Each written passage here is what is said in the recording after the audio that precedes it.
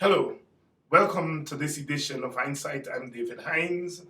Uh, Today I want to talk about the big news surrounding the recent announcement of the election date in Guyana, and it is whether the two opposition entities, the Alliance for Change and the Partnership for National Unity, would present a common slate at the next election.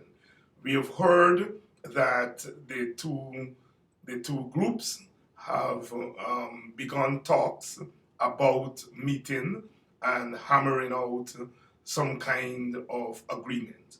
Now, here is what we know. We know that the Alliance for Change has taken the initiative and asked the APNU to meet and to explore the possibility. We know that the Alliance for Change has said that it wants to lead that coalition. And by leading the coalition, we assume it's saying that its candidate, one of its members, should be the presidential candidate. We know from some news items that have been leaked to the media that the presidential candidate of the AFC, Mr. Moses Nagamoto, would be the preferred presidential candidate for this coalition if it materializes. So we know that. Now, coalition building is always very difficult, very difficult. And in the circumstances of Guyana, it is even more difficult given the racial and ethnic dynamics in the country. Now, the Alliance for Change, as we know, is grounded in the East Indian community, and the East Indian community have historically been very suspicious of the PNC, and in that regard, they would be suspicious of the APNU. This is obviously grounded in our historical ethnic politics.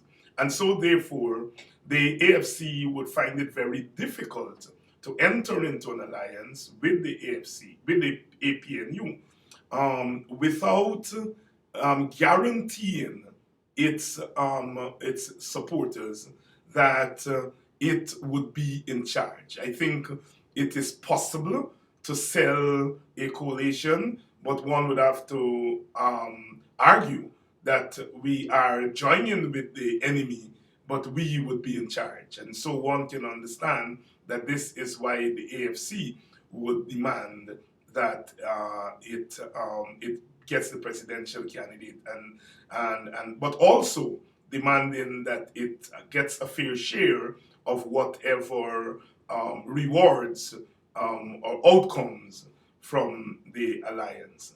Now, the argument is that we want to get rid of the PPP, and so in order to get rid of the PPP, we have to take some unusual steps. And I think that's a sound argument. The problem, however, for me, as we contemplate this pro-democracy front or pro-democracy alliance, is the wider repercussions, implications. I've already mentioned that it would be difficult to sell not just a PNC candidate, but I think an African Guyanese candidate to the Indian community. I think that would be very difficult. I think what is taken for granted by the AFC and those who are pushing this alliance, it's the African Guyanese community is taken for granted. I think the logic that is driving this thing is that, look, African Guyanese are a minority. They are not going to be able to win the presidency on their own. And so, therefore, they have to be tactical and support a candidate that is not African Guyanese in order to win. I think while on the surface that argument makes some sense, I think in the wider context of ethnic politics, it is not a very saleable argument to make to African Guyanese, because it reeks of taking for granted. Listen, you all can't win, and because you all can't win, you all will have to make some compromises that the other side which can win would not be called upon to make. And I think that's stretching it a little bit, because after 22 years of an Indian Guyanese led government, I think one would have to make a big sales pitch to say to African Guyanese, here, come vote for vote for a candidate that is Indian Guyanese. I think that would be a very hard sell. And I don't think the architects are taking that into consideration. That, yes, it's difficult to sell an African Guyanese to the Indian Guyanese community, but it is also difficult to sell an Indian Guyanese candidate to the African Guyanese constituency. Now, I do accept that. I think, given our history, and that's all we can go on, African Guyanese perhaps are more likely to entertain the thought of voting for an Indian Guyanese candidate than the other way around. And those who are pushing for this alliance, they're making that argument. But I think in the final analysis that one has to be very careful about how we make that argument, because I think it rubs the sensitivity of the African Guyanese community the wrong way. And we have to be very careful about how we say that. Now, I do agree that there has to be some kind of modus operandi, some kind of compromise between the two parties that shows solidarity as they go into the election. I am not so sure whether an alliance that is led by either of the two parties would fly.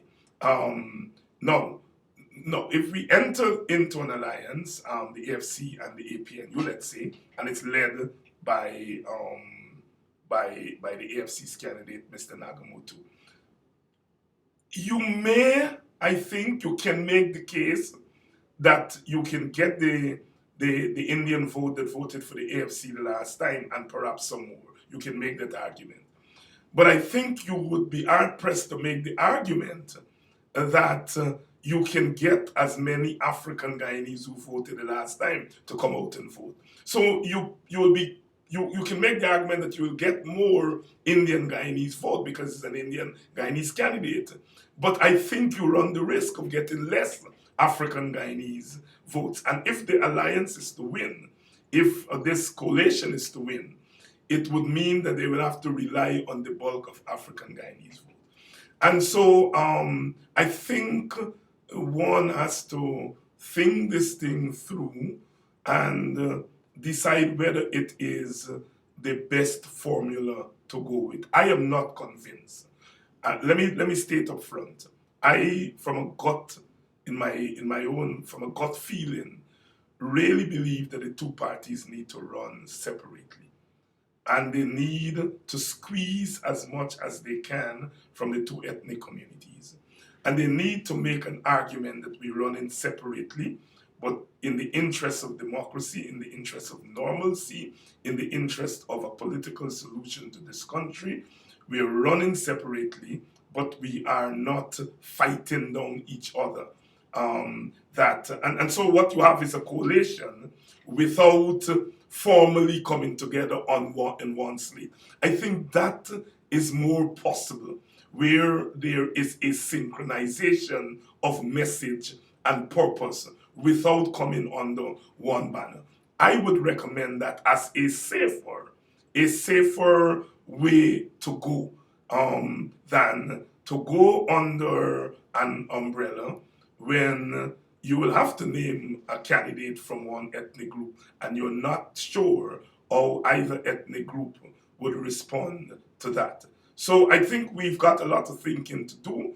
My position, as I said, is that there ought to be some kind of coordination, some kind of alliance. But I feel that this unusual alliance, where you go separately, but you intimate based on your message and your strategies and so on, that you're actually coordinating and running together. That, I think, would be a better bet. Well, we'll wait and see what happens. Until the next time, David Hinds thanking you for tuning in to yet another edition of Hinds'Sight. And you can catch me on my YouTube channel. There are other commentaries there. Those of you who are in research mode can go there. And of course, you can catch my written commentaries on my website, Guyana-Caribbean Politics.com.